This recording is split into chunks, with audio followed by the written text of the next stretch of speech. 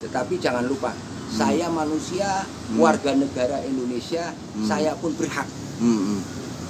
Sampai dimanapun saya akan lawan. Oke, terima kasih Bapak atas segala penjelasannya. Mudah-mudahan apa yang menjadi harapan Bapak dari apa yang disampaikan terkait dengan pembangunan SPBU yang Bapak mengalami kerugian, pihak-pihak terkait mampu mendengar dan Bapak bisa mendapatkan apa yang seperti Bapak harapkan. Amin. Terima kasih. Assalamualaikum warahmatullahi wabarakatuh. Waalaikumsalam.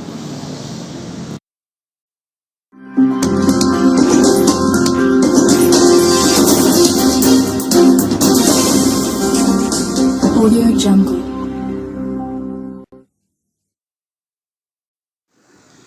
Ya, selamat pagi pemirsa. Saat ini saya berada di Desa Jeruk Legi Wetan, tepatnya di pertigaan lampu merah. Seperti yang terlihat di dalam layar monitor saudara, tampak dari kejauhan arah menuju ke kecamatan Kawunganten, lalu lintas tampak hilir mudik. Namun di tengah-tengah pertigaan ini, seperti yang terlihat di dalam layar monitor, akan dibangun konon untuk pembangunan SPBU. Namun saudara, tampak dari layar monitor juga terlihat proyek pembangunan SPBU ini berdampingan persis dengan rumah penduduk yang kurang lebihnya 1 meter. Ya saudara, mari kita tanyakan kepada pemilik rumah bagaimana prosesnya pembangunan SPBU di wilayah pertigaan lampu merah Desa Jeruk Legi Wetan.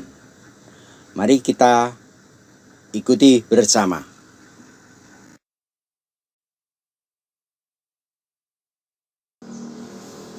Ya, selamat pagi Bapak. Selamat pagi, Pak. Pak, dengan nama siapa dan RT berapa di sini ya Pak ya? Saya Puji Ikhwanur, Ya. saya bertempat di Desa Jeruk Legi Wetan, tepatnya di RT 02 RW 5. Oke. Ya, jadi ceritanya panjang ini Pak. Jadi saya mengatakan itu harapan masyarakat sejak hampir 3 bulan berjalan. Harapan masyarakat untuk sosialisasi. Tetapi katakanlah betul sudah ada sosialisasi, baru terlaksana kurang lebih 3 minggu yang lalu Pak.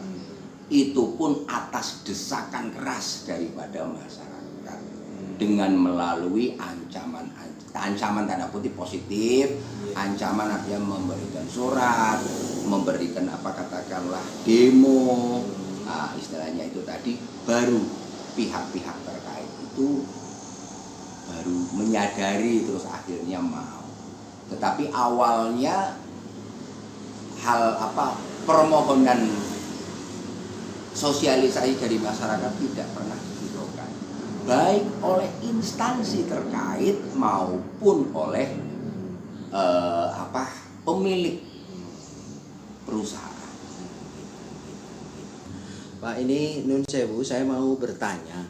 Ini lokasi tempat tinggal Bapak ini berdampingan persis dengan konon katanya akan dibangun sebuah proyek pom bensin ini Pak. Nah, artinya dengan berdekatan persis seperti itu, apakah dalam pembangunan proyek pom bensin ini yang ingin saya tanyakan, apakah awal-awalnya ini ada sosialisasi atau tidak ini Pak?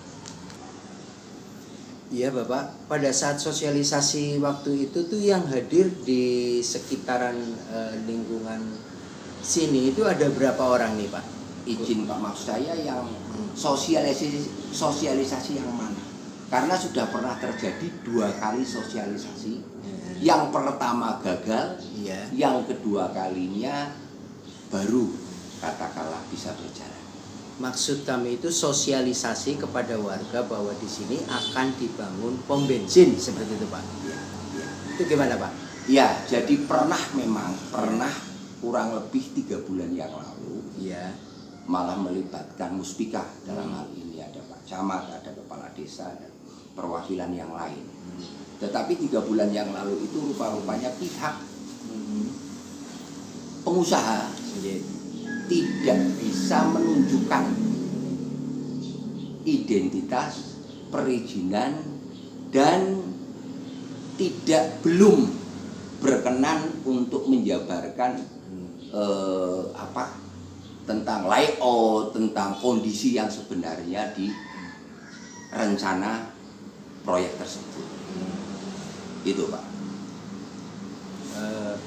Setelah sosialisasi itu dari pihak yang akan melaksanakan pembangunan itu tidak bisa menunjukkan apa yang diharapkan oleh masyarakat dari mungkin perizinan dan lain sebagainya ya Pak ya. Saat itu dari hasil kesimpulan sosialisasi itu masyarakat menerima atau tidak Pak? Saya mengatakan bahwa awal yang mereka anggap sosialisasi itu belum diterima, Pak. Belum diterima karena mereka dari pihak pengusaha itu tidak bisa menjabarkan atau menerangkan kejelasan tentang adanya SPBU. Selanjutnya bahwa sampai dengan pihak Muspika dalam hal ini Pak Camat memberikan perintah langsung dengan pengakuan beliau bahwa maksudnya pengakuan pengusaha bahwa perizinan sudah komplit, diberilah waktu 1 minggu waktu itu. Nah, setelah diberikan waktu 1 minggu, ternyata dari 1 minggu, 2 minggu, 3 minggu dan seterusnya Pak, itu tidak pernah ada sosialisasi. Baru setelah ada gerakan moral, sekali lagi bukan anarkis Pak, gerakan moral dari masyarakat, tepatnya insya Allah sekitar tanggal 20-an lah Pak. 20 Maret kemarin ya Pak ya. Baru istilahnya khususnya pihak pengusaha itu melakukan bahasanya itu bahasanya bukan sosialisasi lah, bahasanya yo akhirnya kula nuwun karena masyarakat malah sudah nggak butuh sosialisasi. Itu Pak. Okay. Akhirnya sebetulnya bukan kembali lagi keberatan atau menolak, tidak, tetapi bahwa masyarakat itu semestinya berawal ada komunikasi. Tapi alhamdulillah ini sekali lagi bahwa khusus dari masyarakat secara umum, saya mengatakan maksudnya secara khusus itu tadi, itu akhirnya permohonan artian istilahnya dari katakanlah diskusi itu, mediasi itu akhirnya ditemukan titik temu. Nah, tetapi jangan salah Pak, bahwa dalam masyarakat itu terbagi menjadi 2. Ada yang masyarakat secara umum dan ada masyarakat secara khusus. Dalam artian permasalahan itu tidak menyangkut masyarakat secara umum saja, tetapi masyarakat secara khusus. Masyarakat secara khusus antara lain saya secara pribadi yang langsung berdekatan, jarak saya cuma 1 meter. Gitu. Nah, jarak saya 1 meter, dan kami yang berdampak langsung bukan hanya itu, termasuk kali ini yang dirugikan. Itu salah satu yang jelas-jelas merugikan kami itu berawal tidak adanya sosialisasi atau belum adanya sosialisasi waktu itu. Tahu-tahu ada orang datang ke sini kula nuwun, itu yang mengaku mandor kontraktor pembangunan SPBU. Nah, selanjutnya beliau istilahnya permisi sama kami akan mengerjakan atau melaksanakan mulai awal pembangunan, dan awal pembangunan itu dengan penggalian penampungan BBM. Nah, itu saya sempat mengatakan, loh, di mana lokasinya? Beliau mengatakan ini kebetulan titiknya 1 meter di samping rumah Bapak. Itu Pak. Nah, selanjutnya saya sempat kaget juga Pak. Iya. Saya sempat mengingatkan, lupa apa ini enggak salah, enggak keliru. Iya. Nah, saya mengatakan, beliau mengatakan bahwa katanya ini saya melaksanakan sesuai dengan gambar dari pusat, maksudnya dari beliau, karena ini kebetulan yang mengerjakan itu informasinya kontraktor dari Semarang. Oh, seperti itu. Yang ditunjuk oleh Pertamina. Oke. Ini seperti itu. Lah ini kan sudah menyangkut BUMN, Pak. Iya. Nah, sehingga saya ya dalam hati juga pertama informasi yang saya terima perizinan sudah komplit. Kedua kalinya menyangkut BUMN Pertamina, siapa yang tidak percaya dengan istilahnya BUMN terbesar di Indonesia. Iya. Itu, dan selanjutnya saya juga tidak tinggal diam, saya juga kekhawatiran saya betul Pak. Karena saya merasa bahwa mandor itu sebagai pelaksana, saya juga udahlah. Saya berusaha untuk komunikasi dengan dinas perizinan yang penanaman modal itu loh Pak, dinas penanaman. PT ya? Ah iya betul Pak. Itu dan juga pemilik langsung Ibu Yuli itu yang bertempat di Cilacap. Iya. Nah, tetapi jawaban beliau hanya menyampaikan, wah Pak, itu semuanya perizinan sudah lengkap. Masa kontraktor Pertamina bisa salah? Nggak mungkin lah Pak. Itu beliau memberikan informasi kepada saya. Iya. Sehingga saya memang tertegun dalam hal itu. Oh seperti itu, ya sudah. Saya berpikir itu mungkin nasib saya saja. Tetapi jujur dalam hati tetap Pak, was-was Pak. Artian was-was itu kebetulan sebelah ini ini kamar anak-anak Pak. Oh. Nah, ini ruangan belakangnya ini kamar anak-anak. Oh. Nggak kebayang dalam jangka katakanlah maksimum mungkin dari saya kan ada bibir, ada perbatasan 1 meter, terus mungkin di situ nanti 1 meter katakan. Di situ tertanam penampungan BBM. Ya ibarat anak saya tidur di atas BBM tuh, penampungan BBM. Itu yang betul-betul saya tidak betul Pak. Tidak habis pikir dan saya katakan was-wasnya luar biasa. Seperti itu ya. Ya, selanjutnya berjalan pagi harinya mandor itu pelaksana itu datang lagi kepada saya. Bukan kalau tadi kemarin kula nuwun, yang sekarang izin Pak, saya mau melaksanakan pagi ini. Beliau menanyakan, loh, pondasi Bapak ini berapa meter? Saya sampaikan, pondasi saya cuma 1 meter Pak. Oh iyalah, saya sampai mengatakan, lah ini penggaliannya berapa meter? Beliau mengatakan penggaliannya 3,5 meter. Dengan jarak 1 meter dari tempat tinggal saya, dari batas Pak. Gitu. Itu kronologisnya seperti itu. Selanjutnya, akhirnya beliau mengatakan, ya Pak, saya akan kerjakan pagi ini. Saya bilang silahkan. Karena kembali lagi saya mengatakan silahkan, ya keterbatasan saya Pak. Orang yang awam, orang yang betul-betul saya hanya percaya kepada yang mereka ucapkan tentang perizinan sudah komplit. Lah nanti kalau saya misalkan protes atau apa, nanti malah saya berpikiran kurang baik. Mungkin seolah-olah menyangkut kepentingan saya pribadi Pak. Enggak lah. Itu dijalankan Pak. Itu tadi. Ada cerita, bukan cerita, artinya saya pribadi betul sampai itu saya menjawab pagi harinya saya tidak tidur Pak. Ini karena kenapa saya sedetail itu, karena ada kronologis Pak. Tidak tidurnya ya, gelisah apa gimana Pak? Gelisah dari kemarin Pak, dari kemarin jam 1 siang kemarin.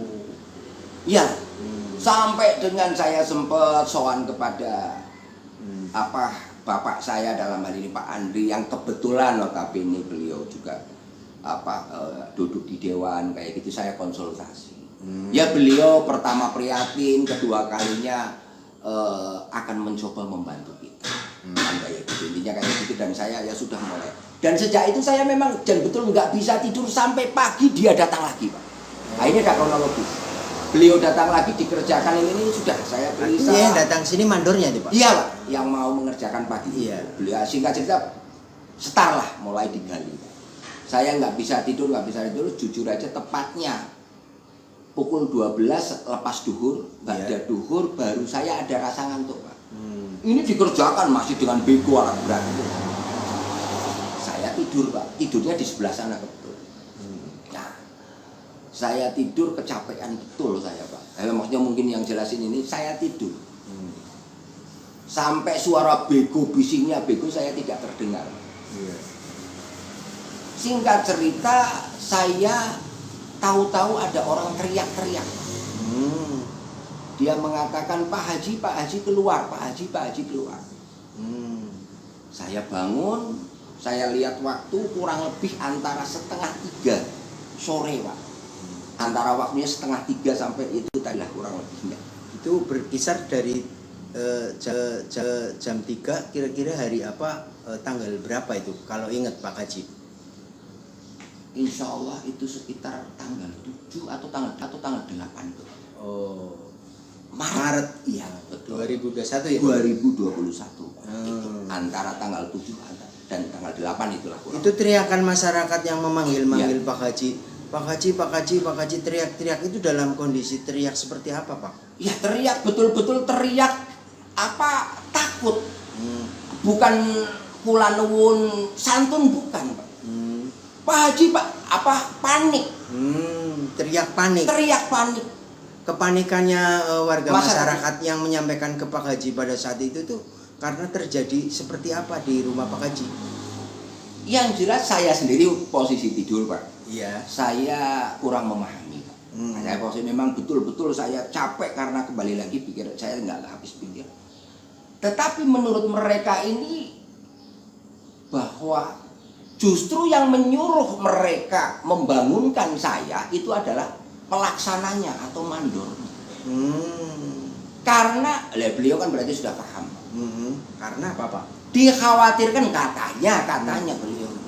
Tolong bangunkan Pak Haji, takut rumahnya roboh. Kondisi saat itu mau dikatakan mau roboh itu dalam gambar seperti apa ini Pak? Oh iya. Nah ini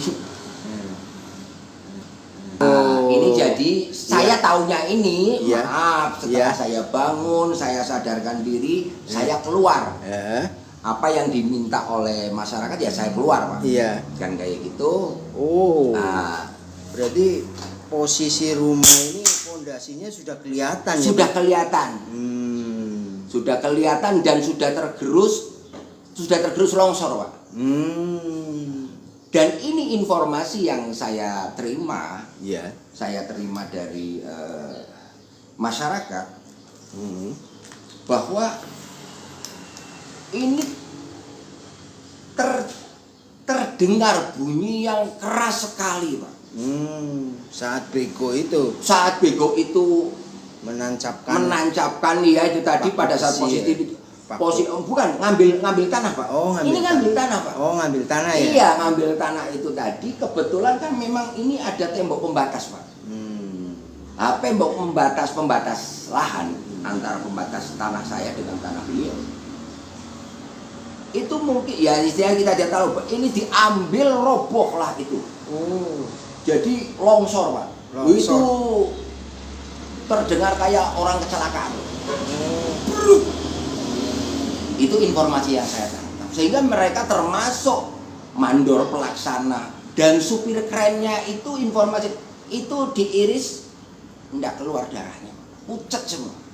Saking paniknya atau gimana? Iya. Menurut informasi karena kembali lagi saya nggak tahu Pak kondisi. Bapak kan ini ada gambar itu Pak, gambar yang pondasi rumah Bapak sudah kelihatan, terus terjadi adanya longsor saat pembangunan itu. Dampak dari rumah yang hampir Bapak itu mengalami kelongsoran, adakah dinding-dinding di rumah Bapak itu mungkin retak atau bagaimana Pak? Ada Pak, jelas ada Pak. Iya Pak, kita bisa lihat ini kondisi tembok saya. Iya. Ini posisi, dan ini maaf saya informasikan, ini bangunan baru 7 bulan jadi Pak. Baru 7 bulan ini 7 Pak? bulan. Oh. Ini Jadi maaf kata mungkin saya ini diduga ya itu ya Pak ya, dampak itu ya Pak ya, pembangunan dari ini diduga ya Pak ya. Insya Allah saya mengatakan 100% atau 1000% bahwa ini memang dampak. Karena ini maaf kata kalau saya bikin-bikin ini tidak mungkin lah. Dan ini pertama bangunan baru, kedua kalinya ini keramik Pak. Oh. Ini keramik dinding Pak. Iya. Selain itu mana lagi nih Pak? Ada Pak. Ini di atas. Oh di atas itu. Iya. Oh itu retak juga ya Pak ya? Retak juga, dan ini plafon Pak. Oh plafon yang kuning itu ya Pak ya? Itu Pak. Oh. Yang Oh. kuning itu tidak mungkin Pak. Kalau katakanlah memang tidak ada dampak kayak gitu, mungkin bisa ditanyakan ahlinya lah Pak. Iya. Selanjutnya ada lagi Pak di belakang, tapi saya memang tidak ngontrol secara khusus ya Pak. Iya. Ini kebetulan kayak ini baru malah kelihatan setelah Bapak kesini. Di belakang ada lagi ini plafon yang tertarik nih Pak. Oh. Iya agak jauh ini ya Pak ya. Jauh nih Pak, tinggi Pak. Tinggi ya ini. Oh retak juga ya Pak ya. Oh. Iya. Lalu Bapak tadi menyampaikan ada kamar yang anak-anak yang diduga akan bersampingan di atas tumpukan BBM itu di mana nih kamarnya nih Pak? Kamar ini Pak. Oh ini ya Pak ya. Oh ini berdampingan persis. Berdampingan persis Pak. Oh seperti itu ya. Ada 2 kamar Pak. Ini kamar anak-anak juga ini Pak. Kamarnya anak-anak Pak. Oh ini. Iya. Oke.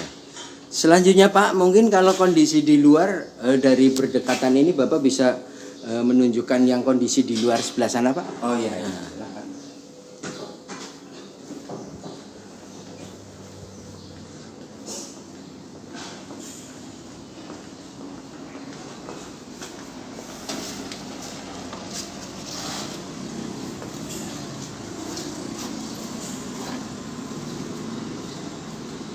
Nah ini efek tadi Pak.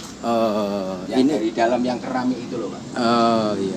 Ini berarti efeknya ini yang retak ya Pak ya? Otomatis dari dalam luar ini sampai ke bawah itu Pak. Oh iya Pak.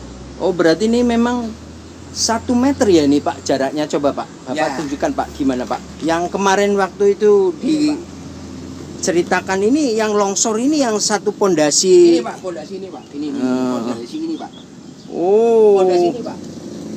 Ini pondasi saya. Iya. Oh iya. Kalau Bapak sekarang sudah melihat rapi seperti ini, kembali lagi Pak. Ya ini apa saya katakan katanya tanggung jawab. Apa katakanlah tanggung jawab kontraktor untuk memperbaiki. Oh berarti kamar anak-anak ini memang di sini ya Pak ya? Ini Pak. Oh. Aduh. Iya. Ini kamar anak-anak Pak. Oh. Iya. Oh sesuai gambar yang itu berarti yang kelongsorannya itu di sini ya Pak ya? Iya Pak. Ini sepanjang Pak. Sepanjang dari depan. Iya. Pondasi dari depan ini Pak. Iya. Depan sini Pak. Sampai ke belakang Pak? Iya Pak. Sampai ke belakang kurang lebih 12 meter Pak. 12 meter ya Pak ya? Ya ini yang mereka hanya mengerjakan ini. Ada yang talut ini yang seolah-olah mereka menganggap bahwa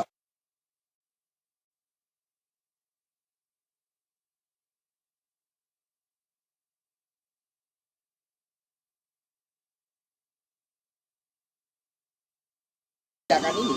Ada yang talut ini yang seolah-olah mereka menganggap bahwa itu sudah merupakan perbaikan. Oh. Padahal kita tahu di dalamnya ini kosong.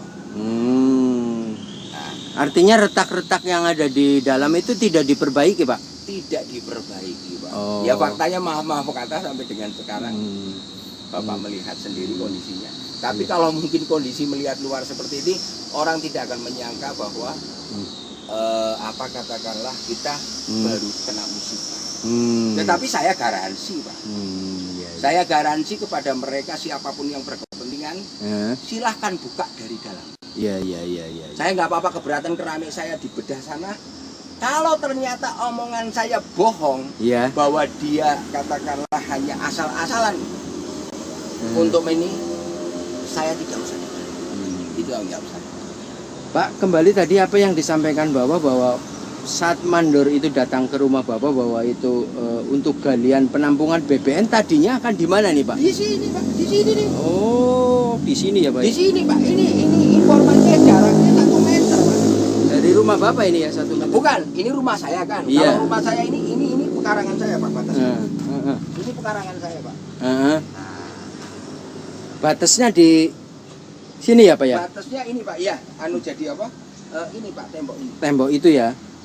Oh, berarti kalau tadi rencananya akan ditampung BBM-nya di 1 meter dari tembok ini, Pak. Oh. Itu di sini, Pak. Di sini, Pak. Artinya saya yang ada hanya dirugikan. Oh, dirugikan ya, Pak saya ya? tidak pernah keberatan. Tapi dirugikan ya, Pak ya? Saya sangat-sangat dirugikan. Dan kerugian saya sampai dengan saat ini mereka abaikan.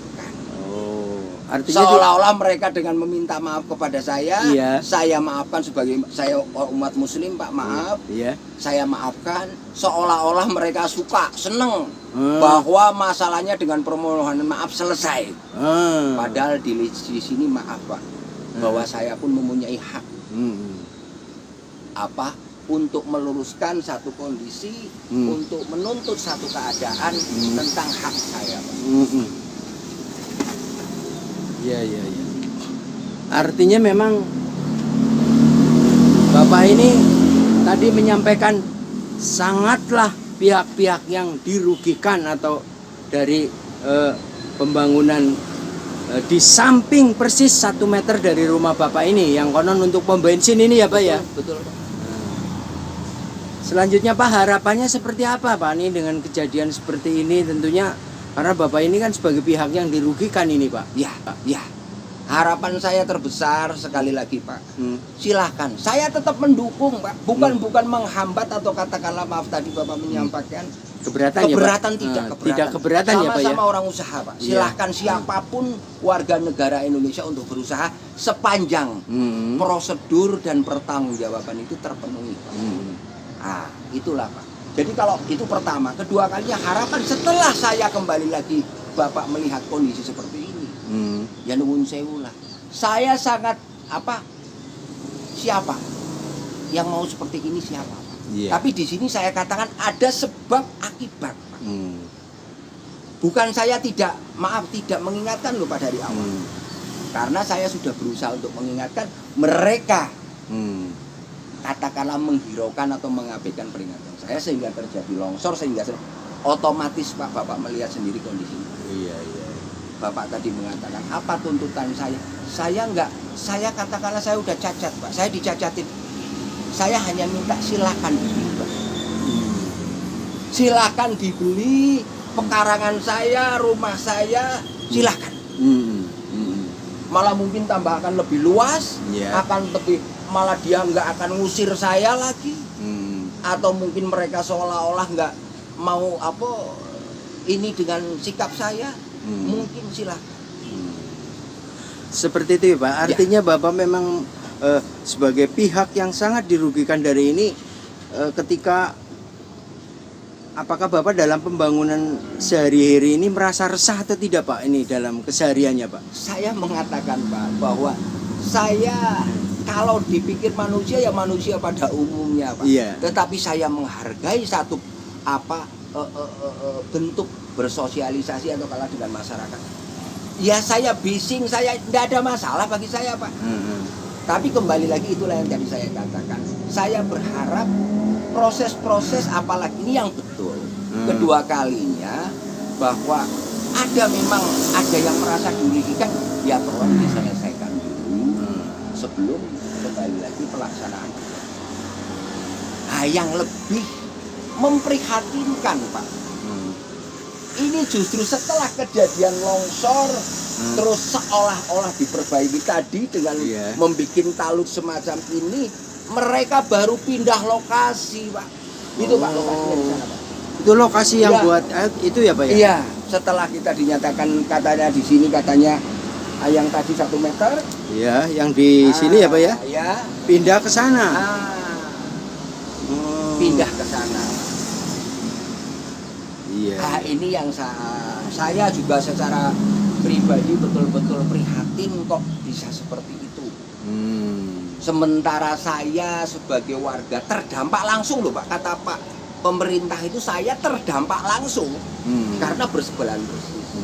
Saya mengajukan keberatan saat itu, bukan keberatan masalah proyek atau ini, keberatan bahwa itu jaraknya 1 meter. Itu tidak diabaikan. Nah, ini kan sebab akibat.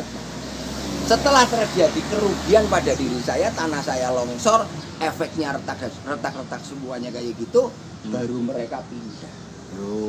Yang saya tanyakan dari awal, kenapa seorang kontraktor Pertamina yang BUMN terbesar ini dan juga dinas-dinas terkait, khususnya AMDAL yang luar biasa, AMDAL dinas lingkungan hidup Cilacap itu luar biasa. Tapi kenapa bisa tidak melihat kondisi yang sebenarnya di lapangan, menunggu masyarakat khususnya saya secara pribadi ini dirugikan, baru sekarang pindah. Nah kalau dari awal Pak, dari awal di sana saya tidur nyenyak kok, monggo saya nggak ada urusan, monggo saya menyadari. Oke Pak, berarti Bapak tadi berharap agar dalam proses kerugian Bapak yang dialami pihak pemilik pom bensin itu bisa membeli sekaligus memperluas usahanya ya Pak ya. Harapannya seperti itu Pak. Tetapi kelihatannya mereka katakanlah mereka ini malah mengabaikan.